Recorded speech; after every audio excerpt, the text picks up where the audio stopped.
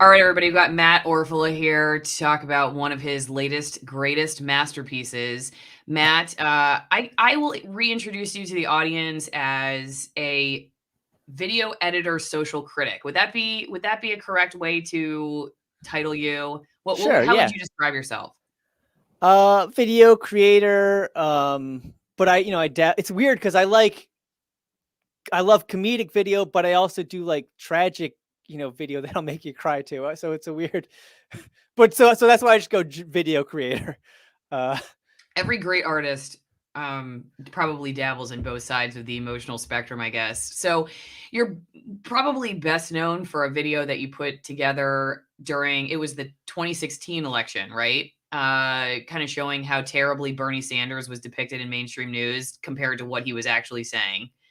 2016 and 2020. Then I lost a job in 2020 for a joke that Chappelle actually mimicked almost perfectly in the latest special. But surprise, surprise, nobody has a problem with that joke now. It's all about another joke. So if there was any consistency at all, they'd have a problem with an MLK joke he made. That's right. Okay, so that's really interesting that we're kind of come full circle on that one. Okay, but a lot of the stuff you do, I feel like exposes hypocrisy in some ways, or at least just tries to show reality as it may not be depicted in the popular narrative. That's the way I would look at it. And you don't do it by going on and arguing. You just put the video out there for people to see. So your latest here is Ashlee Marie Preston, who is one of the leaders of the Netflix walkout in protest of Dave Chappelle's latest special.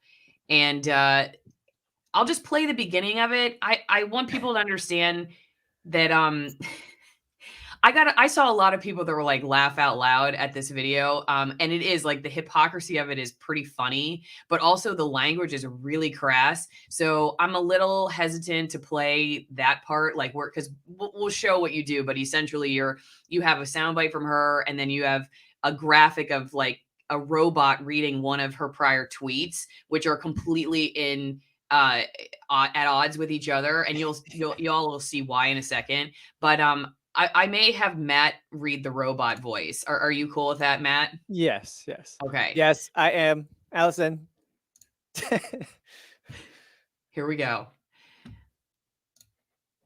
I'm Ashlee Marie Preston, and I'm the organizer for the Stand Up and Solidarity Rally. My entire career, everything that I've done has been about pushing boundaries. It has been about holding people accountable. I just cussed that Asian B clean the fuck F out. I'm like worse than yeah. Asian bitch clean the fuck out. There's some more. I did it on accident. Well, YouTube. Let me do it again. YouTube's probably safe for that stuff, but there are some slurs that we're gonna not say. Do our because YouTube or whoever could punish you for that, unfortunately. Yeah. Even though it's obvious, even though this is commentary that is bad, but in particular from someone who is claiming that words are bad and lead to violence. Exactly, which I think is one of the big takeaways and the real value here, because that's exactly what the protest was supposed to be about, right? That words are violent, and then yeah. And you have this woman who organized the whole thing, Ashlee Marie Preston, who has an incredible history of being, saying racist, homophobic slurs, using these slurs in public, online, attacking the LGBT community, Asians, Mexicans, and threatening and bragging about actual violence, about performing actual violence on these minority communities. You got a big LOL from Nate. Nate, the lawyer in the house. If he's laughing about it, then it's funny because he's a very serious person. No, I'm just kidding. Nate has a great sense of humor. Okay, let's watch one more clip, and hopefully we don't get suspended from YouTube. But you got to do the robot voice, okay? All right. You expect more. You mess up. Oh, God. Wait, is this the same one? You mess up. Oh, no, this is fair. This is clean. This is clean? Yeah. Okay, hang on. You're really fine until the very end. Say that again, Matt. You're really fine till the very end. Okay, I'm gonna play this part again. Up my order and then blame me? English is my first language, bitch. And so I know it's a lot to ask in California, but Okay, I'm gonna have you read the rest of that. But stop being rude and effing disrespectful. Latino and actually, wait, that's another part. I know it's a lot to ask in California, but speak effing English. Yeah, I said it. I really need to be careful about the robot thing, because you know what? Someone's going to edit me to make it sound like I'm saying it. Oh, check this out.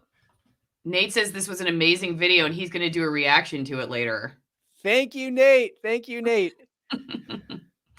Okay, Nate's big time now. He crossed over the 100K a while ago and he's on fire. Here we go. But speak fucking English. Oh, God, I forget. Well, I think you're good until the slurs at the very end, because people say the F word on YouTube a lot. I think they do. Yeah. I try to keep my show family friendly, but okay. One more. We'll do one more. Here we go. Okay. Hang on. Let me unmute her here.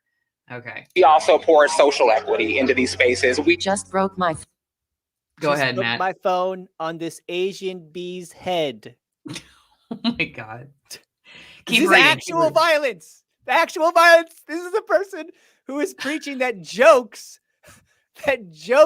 lead to violence. If not are literal violence. People in this group also argue that jokes are literal violence. And there's no joke in this. There's no joke there. There's no punchline. No, this is definitely not a joke. Okay, hang on. Phone on this Asian bitch's head. Dave Chappelle doesn't get to suck all of the light out of that. And so the thing that I felt most troubled by is Latino and Asian. Go ahead. She goes, Latino and Asian businesses need to stop being rude and effing disrespectful. That is so, I mean, that's so bigoted. Anyway. Okay, read the second line and then we're going to start talking about what happened to this video. Because one of the main reasons we're talking, right, is because this has been censored, of course. Yeah. So, I mean, obviously it's, if you remember the first tweet where she was complaining about this Asian bee messing up her order, it's obviously, I don't think it's the business. Well, anyway, you look at all these tweets and it seems like it's obviously an issue with her. I don't think it's an issue with all Latino and Asian businesses, like she concludes. But she goes on to say, and I know it's a lot to ask in California, but speak fucking English. So, fuck. All right. So look. Oh my God. I knew I should have recorded this and bleeped you. It would be nice if YouTube had like a bleep function, but you can't do it after the fact. Oh well. So, interesting fact, she ran for office, public office, I believe in California. And here she has this opinion, or at least had this opinion. Isn't she on the Young Turks a lot? Haven't I seen her on the Young Turks? Yes. So she was a commentator on the Young Turks. And in 2016, she was an Elizabeth Warren surrogate, and she was promoting Elizabeth Warren on the Young Turks, and she never disclosed that she was getting paid by the Elizabeth Warren campaign. Oh. At least she didn't initially, famously. Yeah, whoops. Yeah, because when I look up her bio, they describe her as a journalist and activist, but she gets paid by political campaigns. Well, she did from the Warren campaign. She was a paid surrogate. Okay. Trenton says, if you live in California and do not speak Spanish, how the heck do you order tacos? I don't know. All right. So, well, you just say tacos. Yeah, you say tacos. Tacos, please. They tacos. You know, tacos. Everyone knows that life tip. Today I learned tacos means tacos in Spanish. See, everybody, you're going to be so well-rounded when you're done with this live stream. You're going to know different languages, and you're not going to require everybody in California speak effing English. Even though Matt will give you the translation. The translation, Tacos the adult translates version. to tacos. Okay. So you're all right. So, whoops, that was when I was looking her up. Okay, so what happens, Matt? This is your tweet where you say, video exposing actual racism and hypocrisy of an influential political leader who ran for public office is removed from the top of one of the largest Reddit pages without explanation. What happens? So this post, which was at the top of this subreddit with 1 million plus followers, and it got removed with no reason. This is akin to Facebook community standards, you know? And it says moderators remove posts from feeds for a variety of reasons, including keeping communities safe, civil, and true to their purpose. Well, the true purpose, this subreddit is dedicated to videos that make you cringe. So there's no arguing this is not true to the purpose. And if there were any, hateful comments, and most of them are not, you might have some guy complain about not being able to communicate tacos, to a Mexican person, which is obviously absurd, but you get the idea. So most of them are totally chill and cool. And instead of, I'm just speculating. I don't know why they took it down, but if there was one comment that was hateful, you could just remove that comment instead of the top post on the whole subreddit. I do not know. Now, what's interesting is usually you are given a rule. Usually they do, or a rule that it violated or something that was wrong. For example, I've posted in cringe before and it said like you need more detail in the title or something like that. So typically on Reddit, you'll get like a specific reason for why something's removed.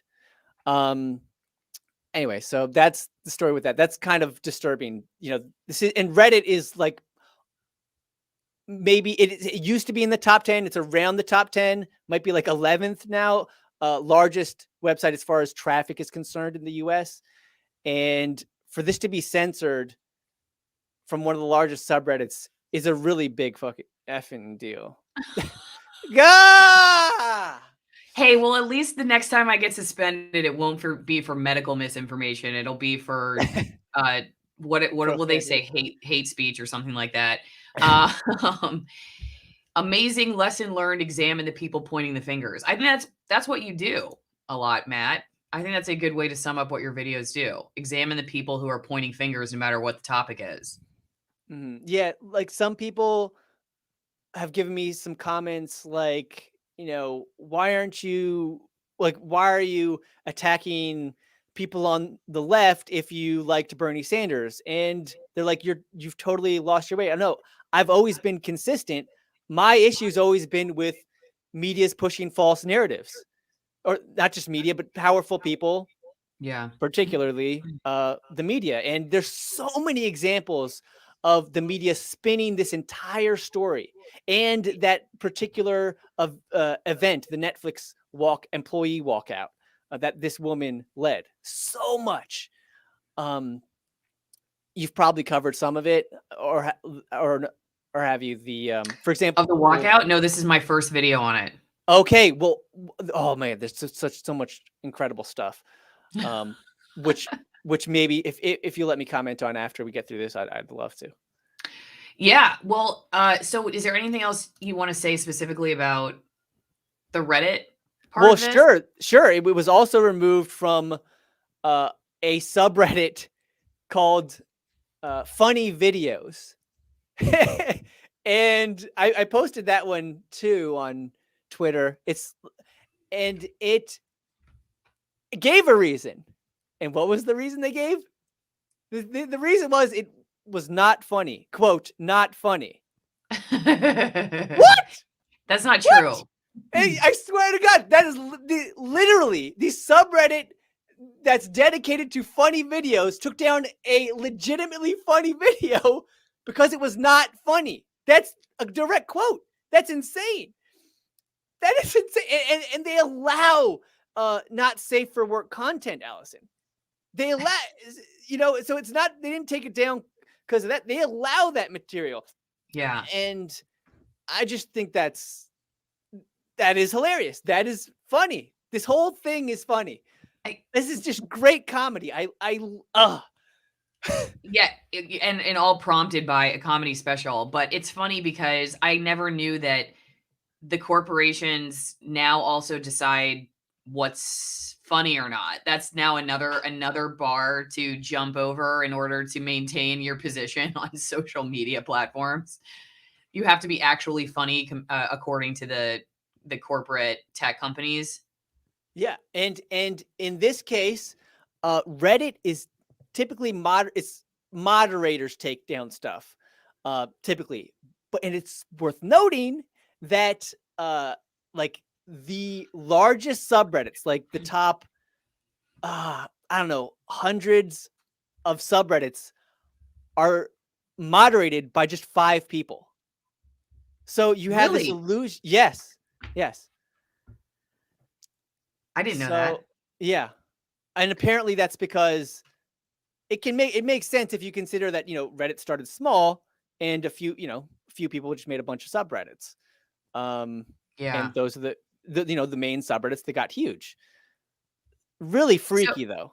So is the big picture moral of the story here that Reddit is just another one of the powerful influences of what is basically determining for us what is popular, because that's what Reddit is really, right? It's like showing you what allegedly the people think is popular, but are we learning that that's not in fact the case? Yes, absolutely. Reddit is known as the front page of the internet. And like you said, yeah, it's supposed to be representation of everybody on Reddit who upvotes these posts.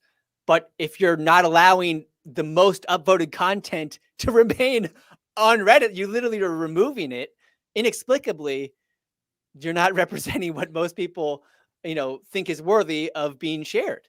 And I don't know if it's kind of messed up because one of the co-founders of Reddit was Aaron Swartz, who was a famous free speech advocate.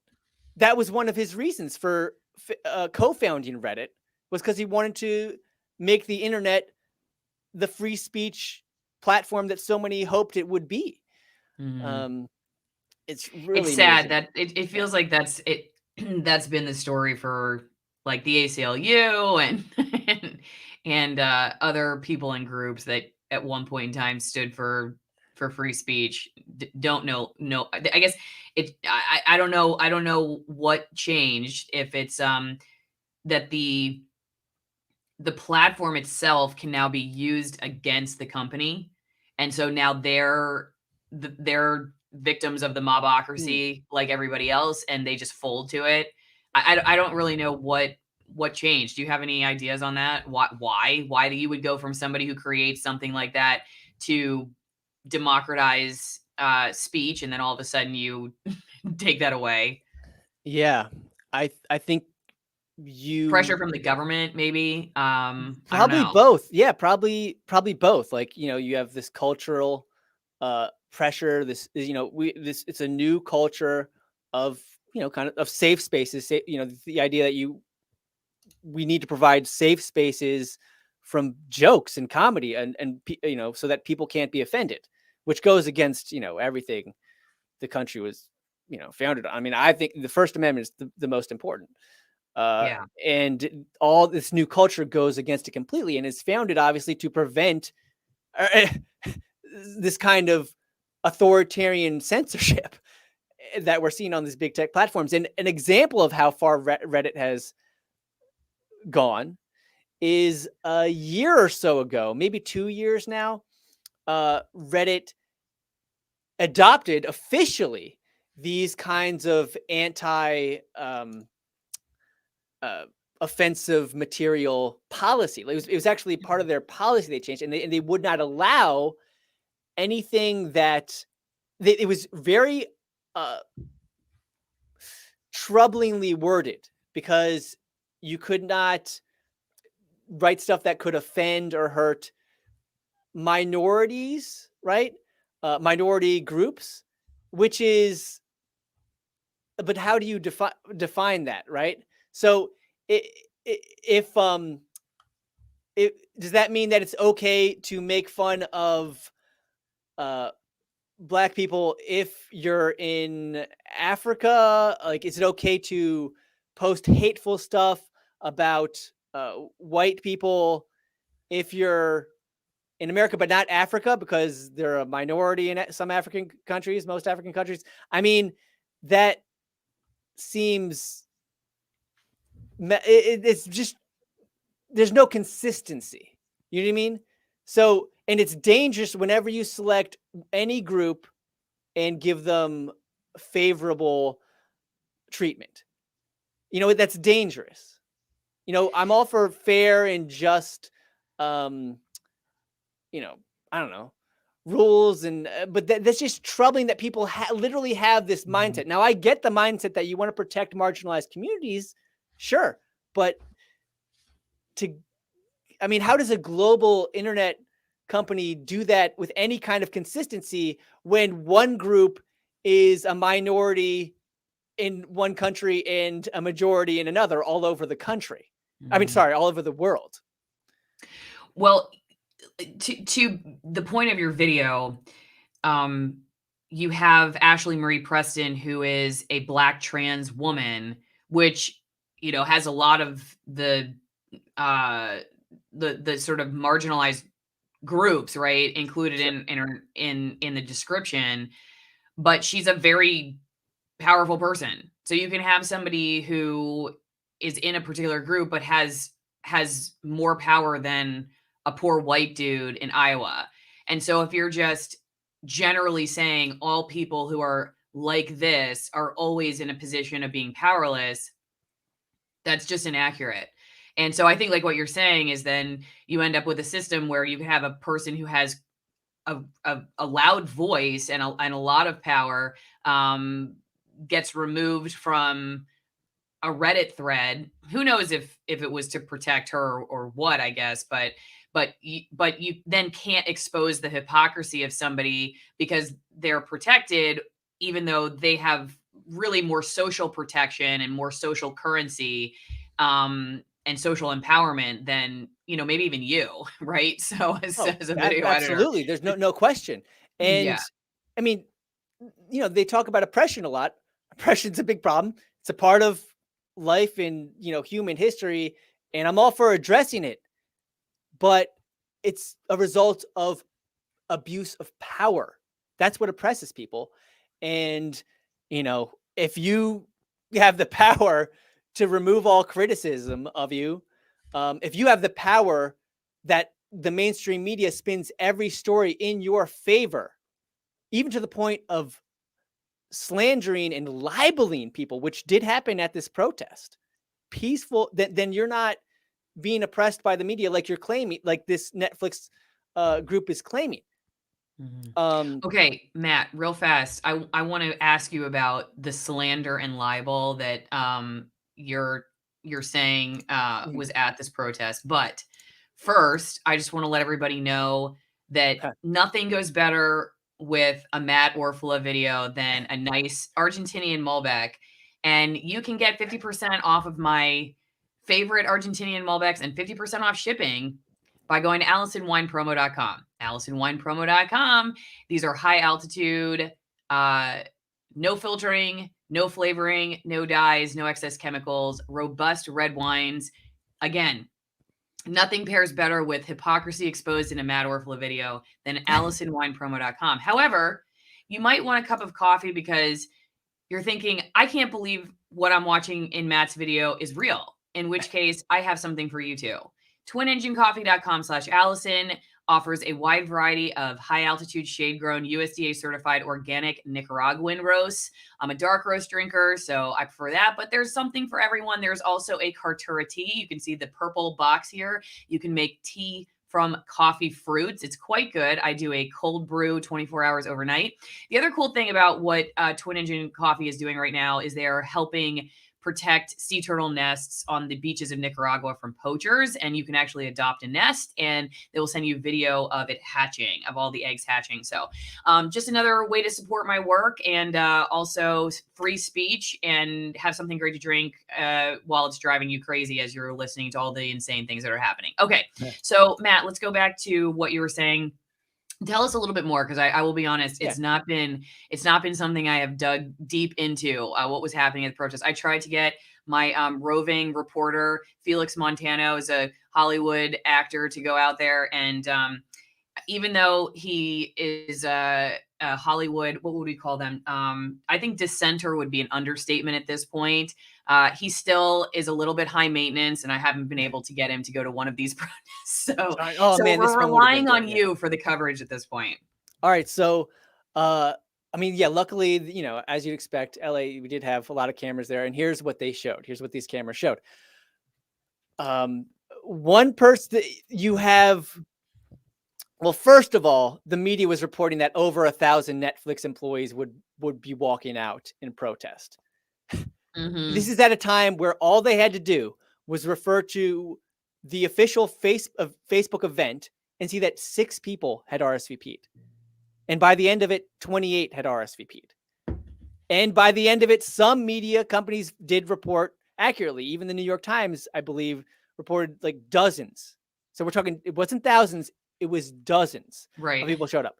And which, you know what, Matt, I just have to interject here real fast. Sure. When we were, or when I was in the mainstream news, sorry, I was up all night with my daughter, had another rough night. Not sure if she's got an ear infection. The producer, as everybody knows her. But anyway, so trying to keep my brain working here.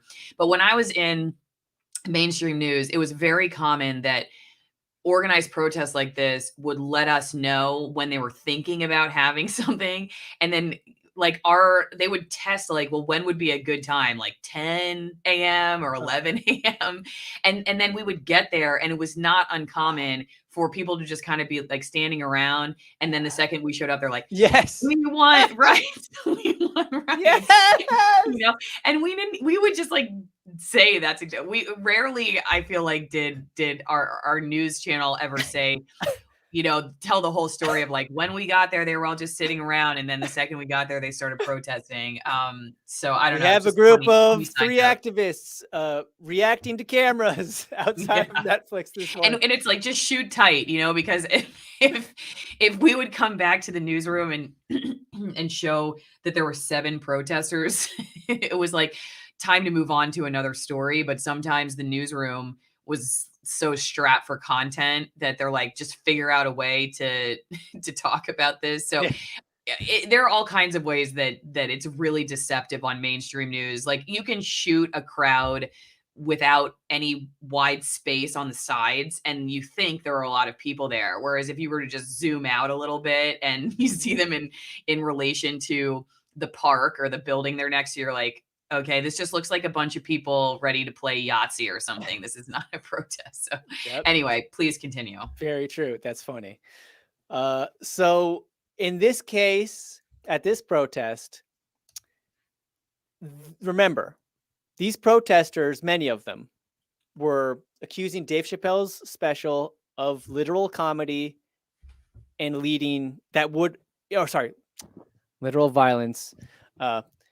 And at the very least, jokes that would lead to violence, that do lead to violence. They keep saying, well, and there was some violence at the protest, but it was against a counter protester, a peaceful counter protester. 2 counter protesters actually were victims of violence. And what were they doing? They were just holding signs saying, we like Dave. We like comedy. We like jokes. We like jokes. That's it. And how did the media, and what happened? Well, a Netflix employee, turns out someone did verify that it was a Netflix employee and a group of other protesters grabbed one of their signs, destroyed it. This is a "We like Dave" or "I like Dave" sign. Just like destroys the sign, steps on it, and then yells, "He's got a weapon!" Oh no, that's Even right. though I he, saw that. yeah, even though he didn't have a Is weapon, that he the just had guy to, that yeah, that person? I have to make myself big real fast. Hang yeah, on. It was like this, like holding the arms out like this, yeah. and then the person, or there was that was the person that was holding that guy back. He had a beard. The guy, it was like the guy with the beard, and he was just standing there, was just saying, Yes. "Yeah, okay, that's the guy we're talking about." Yes, yes, Okay. and how did this get reported? There, where this guy has a sign broken, he is physically pushed back. He is accused of having a weapon falsely. How does the media cover it? Well, the media covers it with a photo of the guy like this, like as if he's like yelling something mean. He's got this goofy look on his face, and he's in the video, but they get like one frame where he looks mean, and all he's saying is, "We like Dave, I like jokes." And the media said that he was screaming profanity. The Associated Press captioned photos that went all over the internet. You know how all the outlets embed AP photos, and the caption was that AP wrote was that he was screaming profanities. He wasn't screaming profanities. But when the AP writes it, it's gospel, and then it goes to everybody else, and they just repeat it. And Yeah. just another quick tidbit about behind the scenes working in newsrooms, you could have one reporter at the AP or Reuters get it wrong, get one word wrong, and it will never be verified by any other news organization. It's just True. copied and pasted. And a lot of people are like, wait, so you don't have producers that are calling and just verifying that they got this? No, it's just taken, like, so you can just have it seems almost, not that there isn't intentional evil at the top in corporate news. I would not deny that at all. I believe that there is intentional, brainwashing done, but a lot of the stuff that people might assume is just a bunch of lemmings that are just repeating something from a wire service and never verifying it. And in part because it aligns with their own confirmation bias. And so they're just like, that must be true. I think if the AP wrote something that was really controversial and didn't go along with the flow of the corporate news narrative, you might have a few places that are like, you know what? Maybe we should double check this one, and maybe the AP didn't get it so right. But because it just aligns, it's like, if everybody's saying it, then who cares if it's false? I feel like that's one of my greatest takeaways of the last few years, watching my old industry kind of just continue circling the drain, is that it's like, if you just say something false, but everybody's saying it, it's way safer than being the only one saying the truth. And, you're kind of an example of that in some cases, because look what happens when you stick your neck out and try to show hypocrisy or show what's really going on. You get removed. Not that I think these corporate news stations are in any way in jeopardy of having their content removed, but maybe they would be retaliated against by their peers. I don't know. So they just self-censor. I honestly don't even know if they have the awareness. A lot of people have that even level of awareness. I feel like a lot of journalists these days, because look at the treatment that people like Matt Taibbi and Glenn Greenwald have gotten. They just pounce, on. So, hey, real fast, I wanted to ask you about this. Commie leftist color revolution tactics all explicitly call for infiltrating organizations. It's a very effective, ACLU, Reddit, etc. So as somebody who you would consider yourself here, I'll put it back up so you can read it. Somebody who considers himself on the left, right? Would you say that? I like to identify as independent. I definitely am for a lot of things people would consider left. You did briefly work for Bernie Sanders' campaign, right? I was canceled before a first official day on the job. Oh, poor Matt.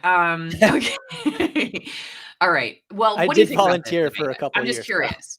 Then maybe you're a good person to comment on this because you're independent. But what do you think about that?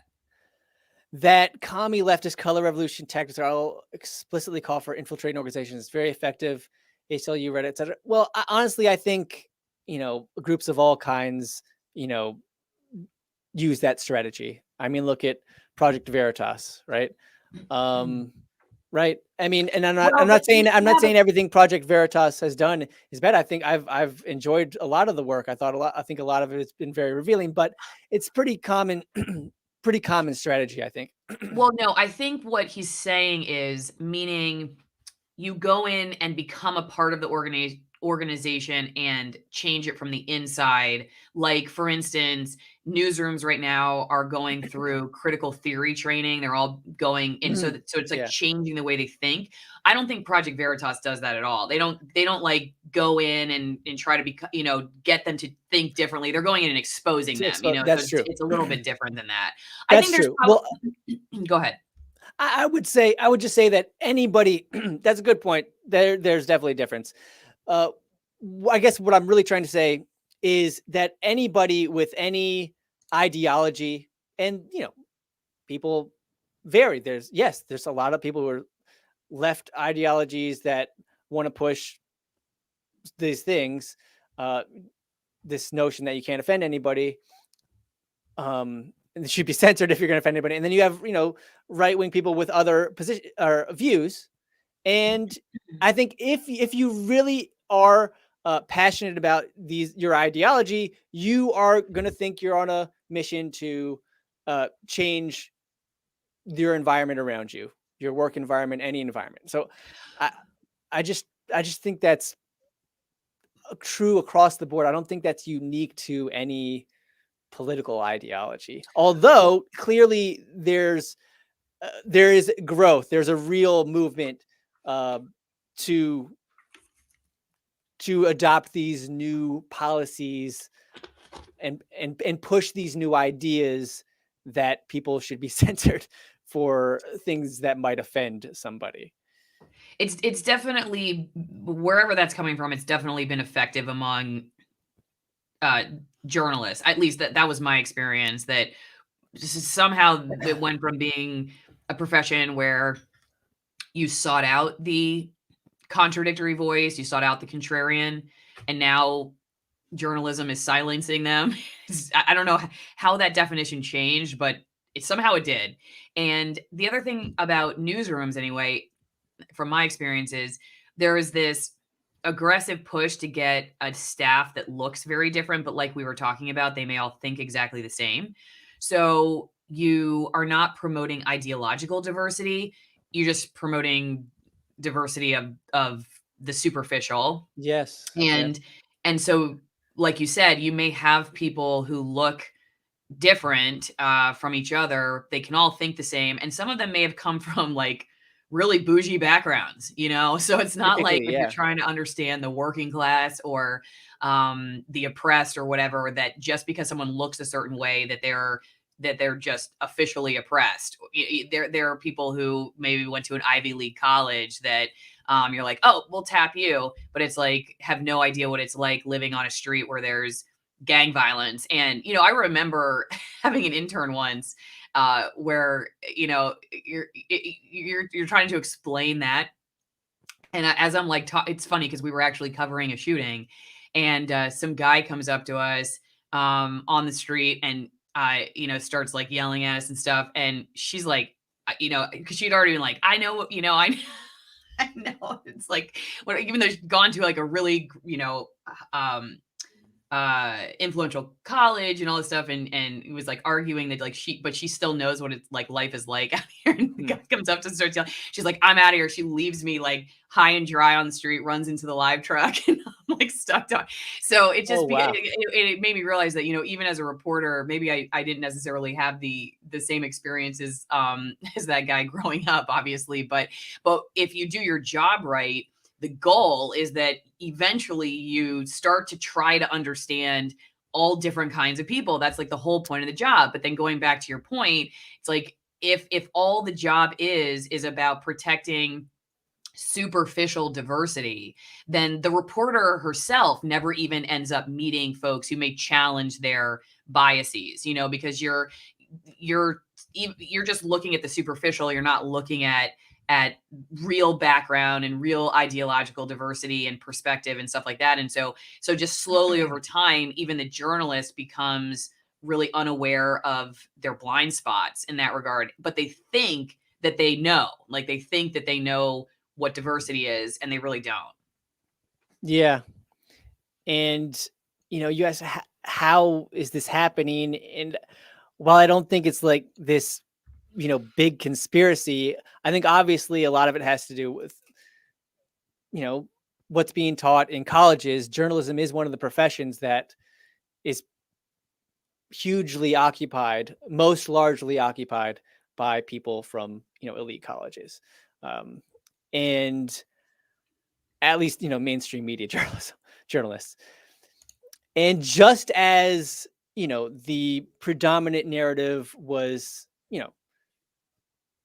capitalism, just, basic capitalist economics, which came from these same institutions. I think, it's definitely changing the curriculums and teachers and therefore, and along with the culture, and it pushes the culture even more, shapes the culture even more. This person I'm guessing is referring to Jimmy Dore, called them minders. Have you heard that before? Minders? I have not heard that. I don't know. I haven't heard that actually. Minders. I'm gonna have to explore. Okay, Matt, what do we want to talk about next before we wrap this and let you go produce some more brilliant content? Well, I want to describe a little more of this Netflix protest because it really is amazing.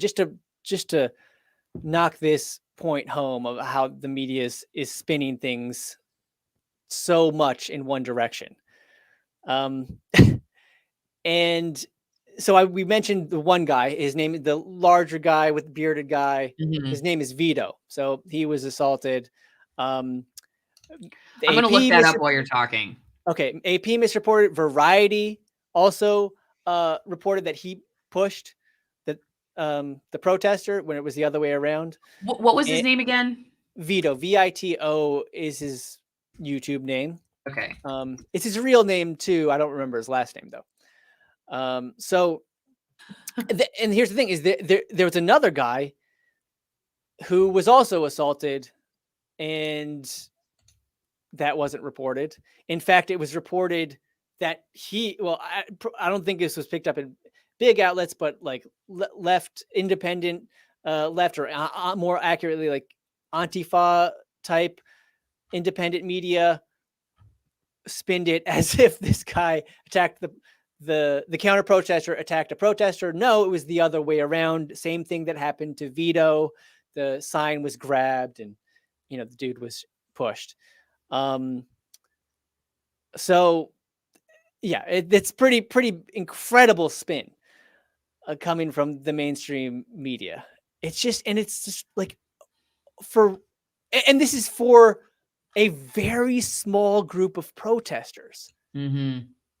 And it's just so interesting. It's just such an incredible case study and example of, a small minority of people claiming to be oppressed in the media. Their issue is the media's representation of them.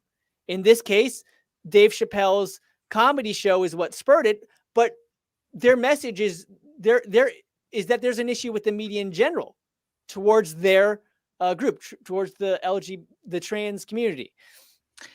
And this totally contradicts that. You have the most powerful media companies in the world spinning everything like to the point of libeling innocent people in the direction to frame this small group as victims, when in this case, they're the ones committing violence.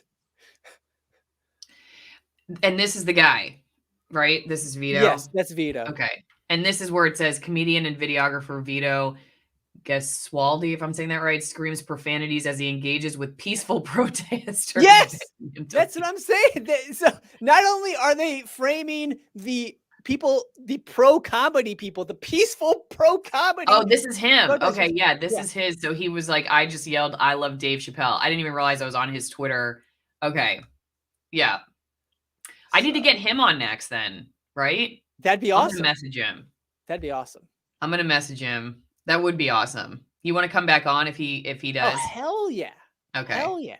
Are you gonna put any videos together using him getting yelled at? Yes, I would like to make I'm working on a long form video that covers this whole thing, going back to when it started with Chappelle's first comedy specials for Netflix.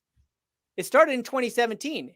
it's really interesting how it just continued, and it just keeps growing and keeps getting, and it's really gotten worse because at first in 2017, there was some outrage, but it wasn't like this. In fact, I have to share this because I thought it was funny. In one BuzzFeed article, they say it's anti-trans. Dave Chappelle's anti-trans 7 times, and then one time it says truly anti-trans. What? Anyway, but Dave Chappelle went on to win a Grammy actually for the specials that year, and but it's just got, the media's picked up more and more, been pushing this narrative more and more, where I don't think he's going to win awards for this one, even though, have you seen the show, Allison? Curious. I recommend it. I really do recommend it because it's, it's comedy, it's funny, but it also has some really poignant observations and messages that are actually totally in favor and in defense of the LGBT community and transgender people. But that's completely out of context. And let me just, one very important point in how this spin is happening is a lot of these critics and reviewers have not even watched the full show. They haven't even watched the full freaking show. GQ, I read their scathing review midway. I couldn't even watch the full show. You didn't watch the full show, and you got the scathing review over the. You have to, and that's speaks to a big problem that I know we've talked to before, and that is people's total lack of interest in context, which is so crucial. It's just completely dismissed now by so many people, including the biggest, most powerful, influential media outlets in the world. Right. Yeah, no, that's a really good point. Yeah, a lot of people make quick judgments and have not actually gone to the primary source material, and there's just really no way. There's no way to really know what you're talking about fully, I think, unless you do. If you're just listening to one or another person's take on it, then how do you know? I mean, even still, you could read the primary source material and walk away, I think, with an incorrect read on it if you don't. If you're blinded by your inability to see context in it. But I do think that it works. The sort of just like headline news gathering, people just getting headlines from their social media and not really like reading to the end of the article, or not ever being linked to the primary source material and not seeing it for themselves.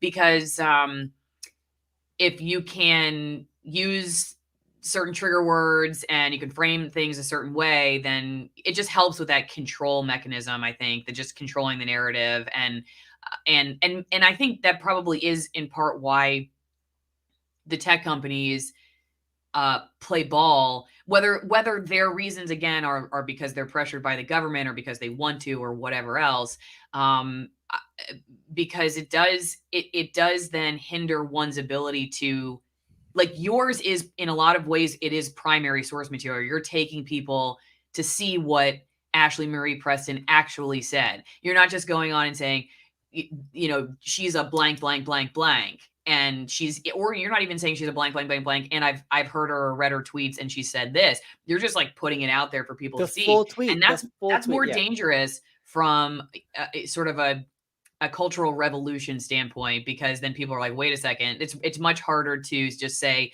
well, Matt is just a hater, because you just showed people what's there. Yeah. And Glenn Greenwald and Matt Taibbi do that.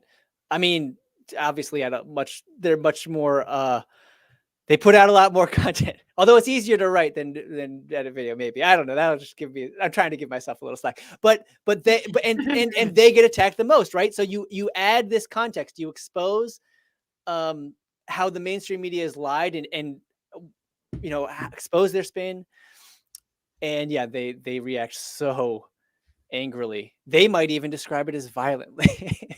Yeah. Okay, Matt, anything else? Well, I can't forget, I gotta say thank you so much, Allison, for taking the time to interview me and tell this story of how this video was censored and exposing some truth to this ridiculous Netflix protest. Because I know you're busy with the producer. Yeah, Very busy with the producer. I appreciate your and your on regular last work. My minute. God. What'd you say? And your other video work, of course. Yeah, my actual production work, which the producer does not always show up to work ready to pull her weight. So no, I always love having you on, and I just want to make sure people I'll put up your Twitter again because I want people to go check out your video. Where else can they find you? Because you got to go watch Matt's video. You definitely have to watch it for yourself. It's worth it. It's not even that long. It's like what, 3 minutes long? Yeah, that's it.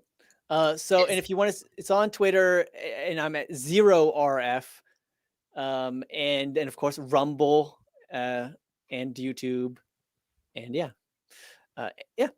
that's where you can find me. And you're on Substack too, aren't you?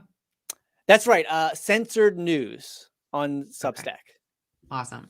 Yeah, it's important that, I mean, if you type in Matt Orfalea, you will find him, but it is important to note that he's at ORF, but it's a 0, not an O. On Twitter. So if you type it in, right? That tripped me up at the beginning. Okay, Matt. Well, I do. I appreciate it. I hope that this video doesn't get dinged for our improprieties at the beginning of it, and I hope. I don't think they will. If we had gone to the end, it might have, but but I think we're safe. Well, we want to make sure that people watch the whole video, so we also want to keep that hidden. So you will go watch it. Does Matt ever sleep? This is Scorpio asks.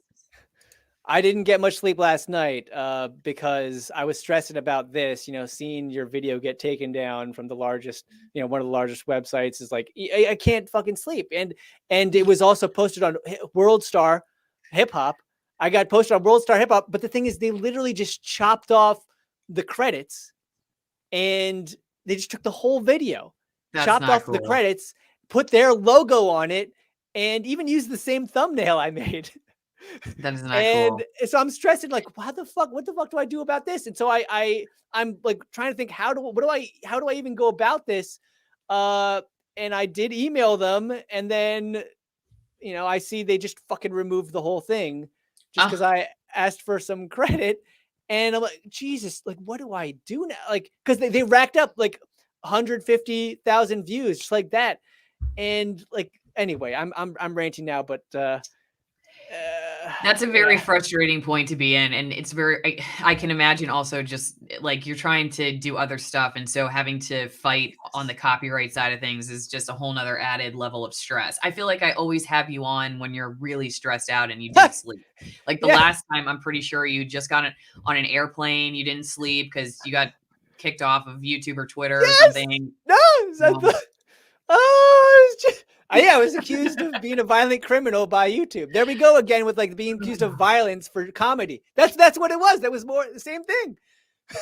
Yeah, exactly. Yeah, no, well, hey, it just means you're doing something right. Okay, everybody go check out Matt's work, and thanks again, Matt. See everybody next time. And Matt, go get yourself a glass of AllisonWinePromo.com. Okay, it looks like you need one. Thank you, Allison. Maybe it'll help me sleep. There you go.